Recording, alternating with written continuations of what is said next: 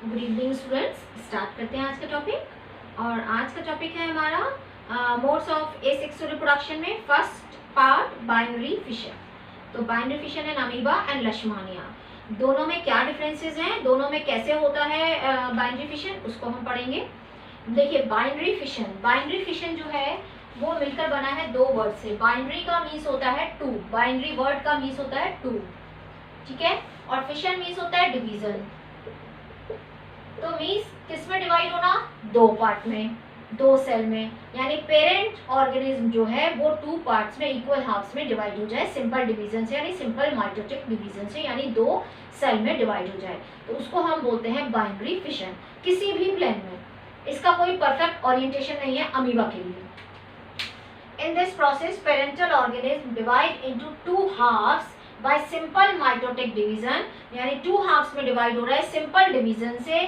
At first, the nucleus divides into two. सबसे पहले क्या divide होगा, देखो ये अमीबा का स्ट्रक्चर मैंने बनाया है। सबसे पहले divide होगा न्यूक्लियस।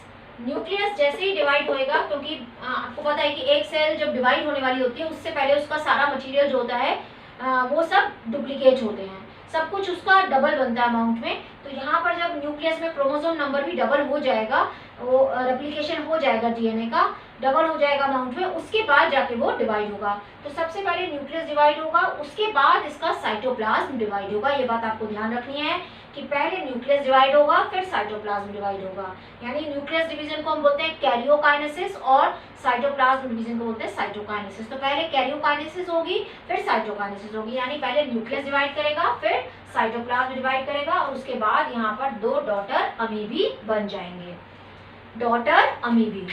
तो first nucleus divides into two, nucleus divide हो रहा है टू में। It is followed by division of the cytoplasm, उसके बाद इसका साइटोप्लाज्म डिवाइड कर रहा है।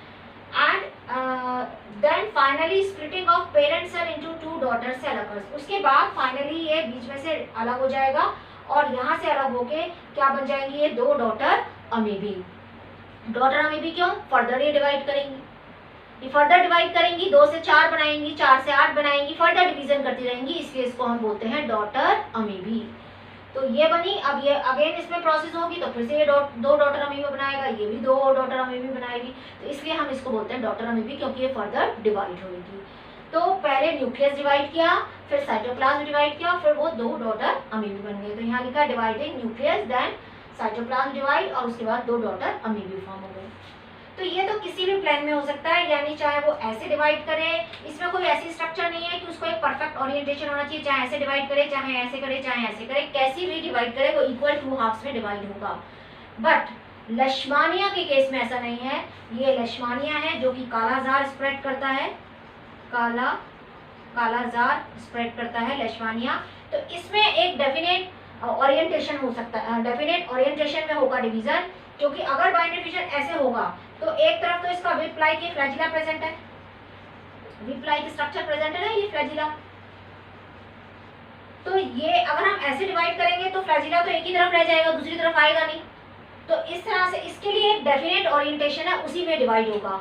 वो डेफिनेट ओरिएंटेशन क्या है, ऐसे लॉन्गिट्यूडिनल फिशन के थ्रू इस तरह से वो डिवाइड होगा। देखो यहाँ पर ये इस तरह से डिवीजन दिखाया है, फ्लैजिला फॉर्मेशन स्टार्ट हो गई, न्यूक्लियस डिवाइड कर दिया, उसके बाद जैसे ही न्यूक्लियस डिवाइड हुआ ये डिवाइड होना स्टार्ट हो गया। तो ये इसी तरह एक डेफिनेट प्लेन में ही डिवाइड हो रहा है। ये देखिए दो बन गए, ये इस तरह से डिवाइड नहीं हो सकता, क्योंकि अगर इस तरह से डिवाइड होगा तो फ्लैजिला एक में चला जाएगा और दूसरे में आएगा ही नहीं। तो यहाँ पर जो ये विप लाइक फ्लैजिला प्रेजेंट है, इसकी वजह से इसका ओरिएंटेशन डेफिनेट होता है, यानी डेफिनेट ओरिएंटेशन के अंदर ही ये डिवाइड करेगा। बट अमीबा के पास ऐसा कुछ नहीं है, वो किसी भी प्लेन से डिवाइड हो सकता है। तो ये डिवाइड करेगा definite orientation in relation to their cell structure, उसकी स्ट्रक्चर जैसी है उसके हिसाब से ये डेफिनेट ओरिएंटेशन में डिवाइड करके दो डॉटर सेल्स बनाएगा। तो समझ में आया कि बाइनरी फिशन क्या है। Binary fission means division into two daughter cells. अब आता है मल्टीपल फिशन। फिशन में हमने कहा था हम दो चीजें पढ़ेंगे, बाइनरी एक मल्टीपल। तो बाइनरी में तो बाइनरी का मीन्स हो गया टू, और multiple means many daughter cells. तो वो किस में होगा उसको अब हम देख लेते हैं कि मल्टीपल फिशन पर। अब हम देखते हैं कि मल्टीपल फिशन क्या होता है। मल्टीपल फिशन का मीन्स है, multiple means many, fission means division. यानी यहाँ पर क्या होगा, मल्टीपल फिशन के अंदर जो न्यूक्लियस है ये किसके अंदर पहले तो देखने को मिलता है, ये देखने को मिलता है प्लाज्मोडियम। प्लाज्मोडियम क्या है, जो मलेरिया, इसको बोलते हैं मलेरिया पैरासाइट, यानी ये क्या फैलाता है, मलेरिया। ठीक है, प्रोटोजोआ है ये प्लाज्मोडियम जो मलेरिया फैलाता है। इसके अंदर क्या होता है, जब अनफेवरेबल कंडीशन होती है तो इसकी सेल क्या करती है, ये इसका न्यूक्लियस है और यहाँ साइटोप्लाज्म। ठीक है, ये स्ट्रक्चर होती है इसकी, न्यूक्लियस, साइटोप्लाज्म और इसकी सेल मेम्ब्रेन। जब अनफेवरेबल कंडीशन होती है उस टाइम पर ये अपने चारों तरफ एक प्रोटेक्टिव कवरिंग बना लेता है, इस तरह से चारों तरफ एक प्रोटेक्टिव कवरिंग बना लेता है, जिसको हम बोलते हैं सिस्ट। अब इसका न्यूक्लियस क्या करेगा, बार बार डिवाइड होने लगेगा। इसका न्यूक्लियस बार बार डिवाइड होने लगेगा और इस तरह से इसका न्यूक्लियस बार बार डिवाइड हो रहा है। इसी को हम बोल रहे हैं मल्टीपल फिशन। बार बार डिवाइड हो रहा है और अपने चारों तरफ बाद में क्या करेगा, थोड़ा थोड़ा साइटोप्लाज्म और सेल मेम्ब्रेन इकट्ठा कर लेगा, इस तरह से। ठीक है, तो अब ये बहुत सारी डॉटर सेल्स इसके अंदर बन गई, बहुत सारी डॉटर सेल्स बन गई और जैसे ही फेवरेबल कंडीशन आएगी ये सिस्ट रप्चर हो जाएगी और ये सारे डॉटर सेल्स को बाहर रिलीज कर देगा।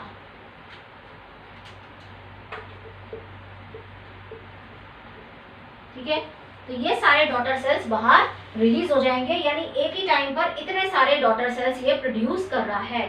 तो the type of fission where the parent organism divides into many daughter cells at the same time, एक ही टाइम पर बहुत सारी डॉटर सेल्स प्रोड्यूस कर रहा है, इसलिए हम इसको बोलते हैं मल्टीपल फिशन। किसमें देखने को मिलता है, ये प्लाज्मोडियम के अंदर। तो अनफेवरेबल कंडीशन में ये अपने चारों तरफ एक प्रोटेक्टिव वॉल बना लेता है, जिसको बोलते हैं सिस्ट या प्रोटेक्टिव वॉल भी बोल सकते हो आप।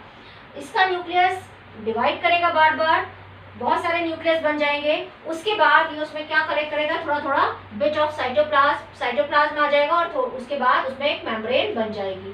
तो क्या बन गई, ये डॉटर सेल्स बन गई। जैसे ही फेवरेबल कंडीशन आ जाएगी, स्ट्रक्चर हो जाएगी और ये सारे डॉटर सेल्स जो है वो रिलीज हो जाएंगे। तो इसको हम बोलते हैं, देखने को मिलता है हमको प्लाज्मोडियम जो कि मलेरिया स्प्रेड करता है, ये प्रोटोजोआ है प्लाज्मोडियम, उसके अंदर देखने को मिलता है। और अब हम देखेंगे बडिंग, यानी बडिंग कैसे होती है और किन ऑर्गेनिज्म के अंदर हमें बडिंग देखने। चलिए स्टूडेंट, अब बडिंग देख लेते हैं। बडिंग कैसा होता है, क्या है budding. In this process the parental organism produces A small projection out from its body, एक छोटी सी प्रोजेक्शन उनकी बॉडी के बाहर आ जाती है। छोटी सी projection means outgrowth, projection means छोटी सी आउटग्रोथ डेवलप हो जाती है।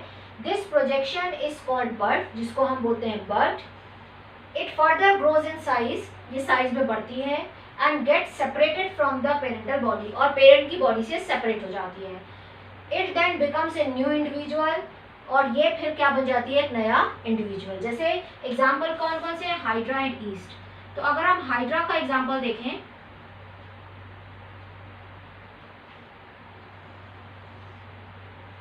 हाइड्रा में इधर क्या प्रेजेंट होते हैं, सारे टेंटिकल्स। यहाँ पर एक छोटी सी बर्ड अपीयर हुई, ठीक है। धीरे धीरे ये साइज में क्या होगा, बड़ी होती चली जाएगी।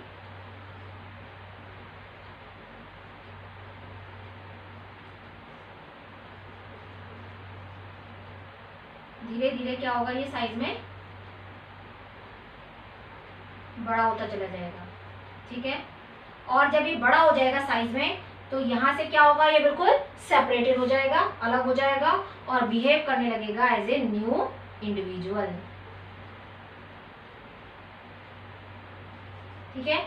तो मतलब एक बर्ड आई थी जो यहाँ से सेपरेट हो गई और उसके बाद वो एक नया इंडिविजुअल की तरह बिहेव करने लगा। तो यही हमने बोला है कि स्मॉल प्रोजेक्शन अपीयर हुई थी, वो क्या हुई, द प्रोजेक्शन कॉल्ड बर्ड, जिसको हम बोल रहे थे bird. It further grow in size, size में बड़ी हो गई, सेपरेट हो गई और बिहेव करने लगी एज ए न्यू इंडिविजुअल। ऐसे ही ईस्ट के अंदर होता है।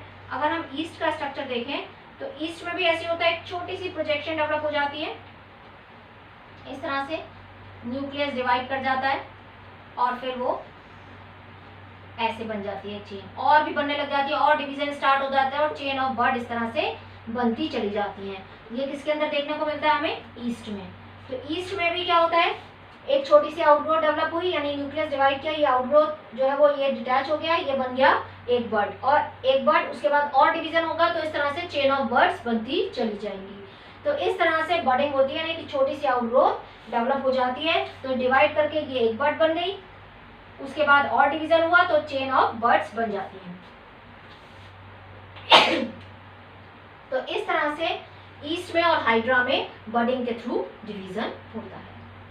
तो आपको समझ में आया होगा। नेक्स्ट पार्ट में और इसके जो बाकी के बचे हैं पार्ट, रीजनरेशन, स्पोर फॉर्मेशन, उनको हम पढ़ेंगे। So thank you, thanks for watching.